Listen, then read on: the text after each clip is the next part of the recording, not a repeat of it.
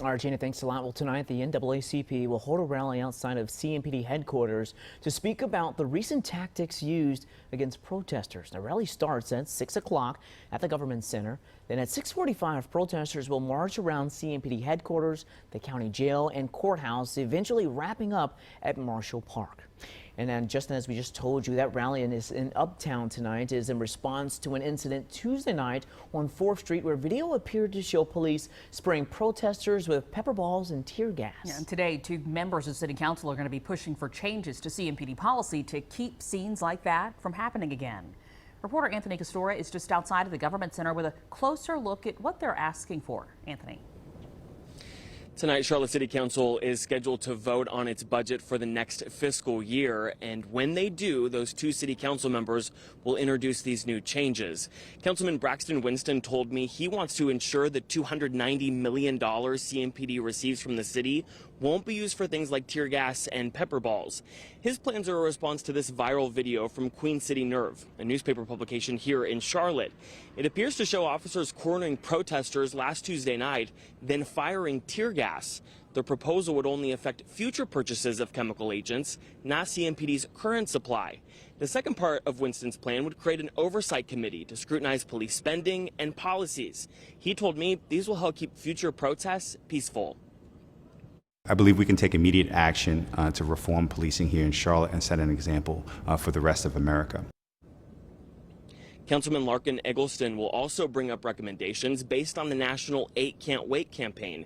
You can see those here. They include banning chokeholds and strangleholds, requiring de-escalation, and requiring all use of force to be reported. Both city council members say they have support from their colleagues in order to pass these proposals.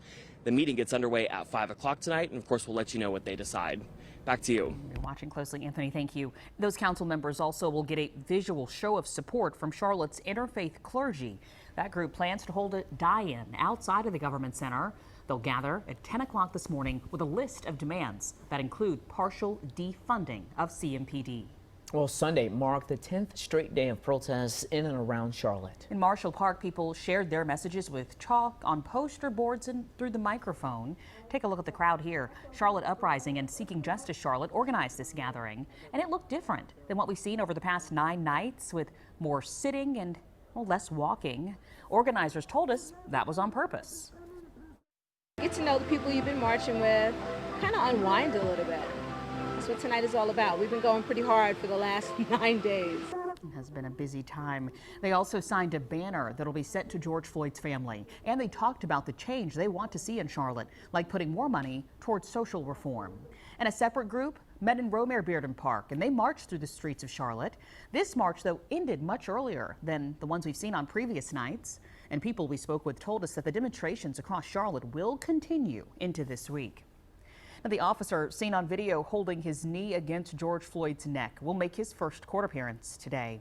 Derek Chauvin is facing second-degree murder and second-degree manslaughter charges. The prosecution will need to prove use of force was unreasonable. The original police report said that Floyd was resisting arrest. Also happening today, former Vice President Joe Biden will travel to Houston to meet privately with George Floyd's family. He'll offer his condolences and record a video message that will be played during Floyd's funeral service tomorrow. Biden does not plan to attend the service to avoid disruptions that could be caused by his Secret Service detail. President Trump might address the nation this week to talk about race and national unity. Housing and Urban Development Secretary Ben Carson hinted at such a speech on CNN Sunday. And another senior official tells CNN such an address is under consideration. The last time Trump tried to address the nation about George Floyd's killing, it drew criticism. And a day after the Panthers ended their partnership with CPI Security, the Hornets, Charlotte Knights, and 2 universities in the Carolinas, they did the same thing. The Hornets released this statement on Sunday saying, across our organization, from our ownership to our players to our staff, we are fully committed to improving racial equality, social justice, diversity, and access to education throughout our community. North Carolina State and South Carolina are also moving away from CPI. And this is all in response to controversial comments from CPI's CEO Ken Gill toward Queen City Unity. The nonprofit's leader had criticized CMPD and its tactics during last week's protest on 4th Street that we just showed you. Well, Gill responded in part, quote, "A better use of time would be to focus on the black-on-black crime and senseless killing of our young men by other young men."